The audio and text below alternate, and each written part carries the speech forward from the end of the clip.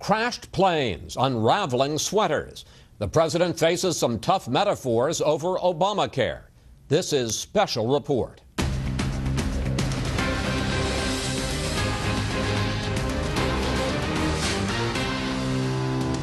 Good evening, I'm Chris Wallace in for Brett Baird. A day after President Obama presented his fix for those millions of canceled health insurance policies, the House passed a fix of its own with bipartisan support. It's not clear what the eventual solution will be, but like a growing number of people, insurance companies aren't happy. We have Fox team coverage. James Rosen investigates whether the president's fix is even constitutional.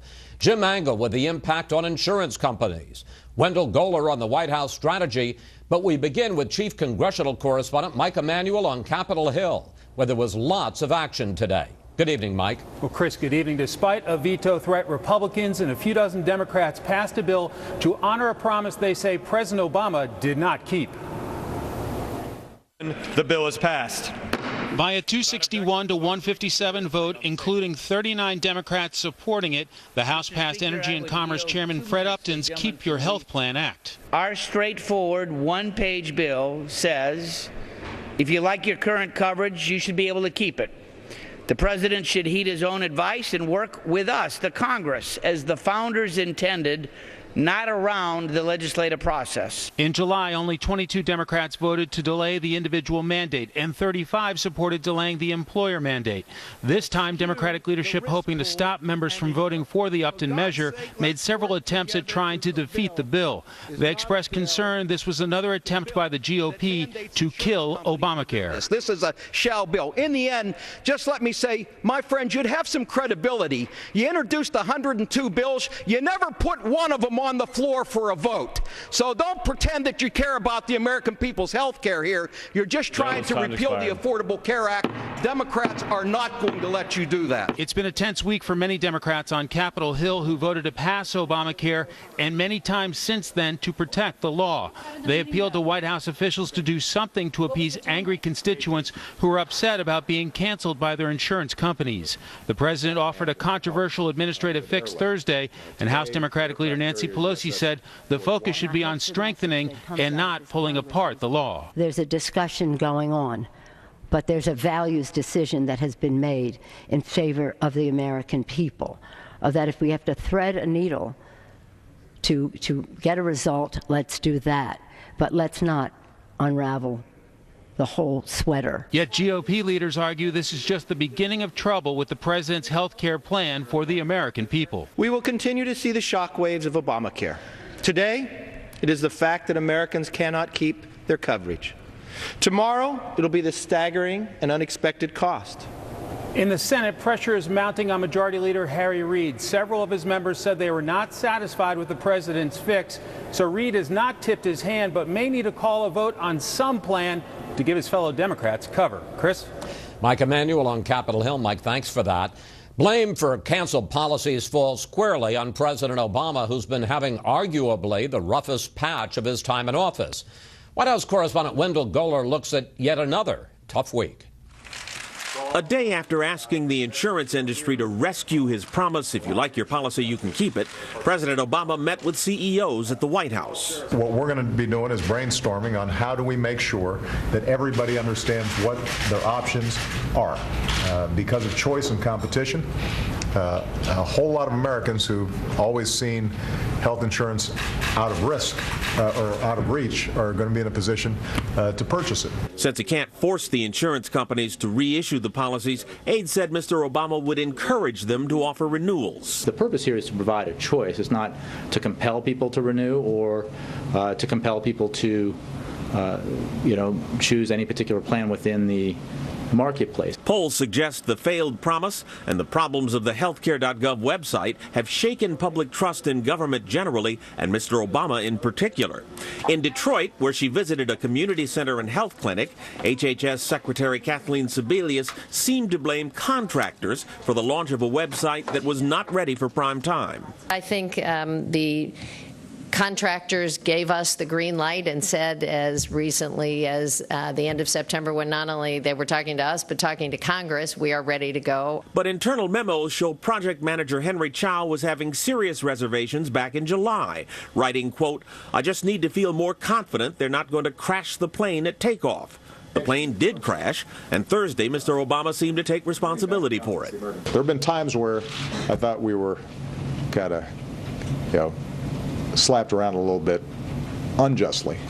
This one's deserved, right? It's on us. Several state insurance commissioners have rejected the president's renewal proposal, and an insurance industry group is warning it could raise premiums, but some experts feel some insurance companies will grant the president's wish. They're in the business to make money on policies, and if the policies that they were selling that they've had to discontinue, if those policies were profitable, I'm betting that they will reissue them.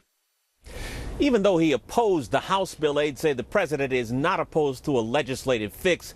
But the two parties are so far apart on what's a fix and what's intended to undo Obamacare that an agreement is a long shot. Chris? Wendell Goler at the White House. Wendell, thanks. It's the insurance companies who will need to scramble to uncancel policies that were scrapped for failing to meet Obamacare standards. Chief National Correspondent Jim Angle examines whether that's possible. In hopes of avoiding a Democratic revolt, President Obama made an 11th-hour effort to work his way out of a political corner by saying the insurance community should uncancel millions of canceled policies. So state insurance commissioners still have the power to decide what plans can and can't be sold in their states, but the bottom line is insurers can extend current plans that would otherwise be canceled into 2014. Essentially delaying yet another part of the law. You know, it's interesting, this administration has spent 3 years on launching healthcare.gov, and 6 weeks into it, it's still a mess. And they're now telling the insurance industry they have 31 days to turn this cancellation mess around. Well, the president said he fumbled the football, which he did, but he's also moved the goalposts and changed the rules of the game. It is not easy to put the genie back in the bottle. The president did not consult with the state insurance commissioners before making his proposal, and they're extremely doubtful they can resurrect canceled policies at least before January 1st. I don't think so. It would be a huge undertaking. Undoing that, putting the toothpaste back in the tube, if you will, would be a very, very difficult thing to do. Insurance companies are governed by state insurance commissioners, not the federal government, so the president's proposing something he cannot control, and many commissioners are more than a little skeptical. The federal government very often exhibits misguided, even if well-intended, programs that do not play out well on the state level. The commissioner in Washington state went even further, flatly rejecting the idea, saying, quote, "I do not believe his proposal is a good deal for the state of Washington. We are staying the course. We will not be allowing insurance companies to extend their policies." And if the insurers do write new policies and get them approved, it still has yet another step to go through. They have to send every policyholder a letter, and they have to specifically explain the differences between their current policy and the new Obamacare policies. But forcing people to sign up for Obamacare might be even worse. Obamacare cannot handle this volume of people. There's no way that many people are going to get signed up by January 1. So the pressure will build on the insurance industry and on the state regulators to allow this to happen. But that could take weeks, if not months. So the president has taken a problem of his own creation that he couldn't solve and is now handing it to others. But many believe he waited too long to call for help. Chris? Jim, thank you. One of the questions folks are asking is what gives President Obama, or any president, the authority to decide on his own which parts of a law Congress has passed that he will enforce. Here's Chief Washington Correspondent James Rosen on whether the fix President Obama has proposed is legal. The Secretary's authority can be used in narrow circumstances to ease implementation short of legislative changes, and this is one of those instances. Beyond that, neither the White House nor President Obama, in his hour-long appearance on Thursday, has cited any specific statute as the legal basis for his latest proposed fixes to Obamacare. That dreary business was instead relegated to an 800-word fact sheet the White House issued, which only cited, as Jay Carney did, the inherent authority of HHS Secretary Kathleen Sebelius, and added that HHS will consider the impact of this transitional policy in assessing whether to extend it beyond 2014. Prominent figures in both parties swiftly challenged the constitutionality of it all. I'm highly skeptical that they can do this administratively. I just don't see within the law their ability to do that. I wonder if he has the legal authority to do this, since this was a congressional bill that set this up. This past summer, when the president delayed the employer mandate provision, his aides cited the same authority they do now, again without invoking any particular statute, by asserting some vague executive branch power to provide, quote, transitional relief to selected citizens during the early stages of a law's implementation.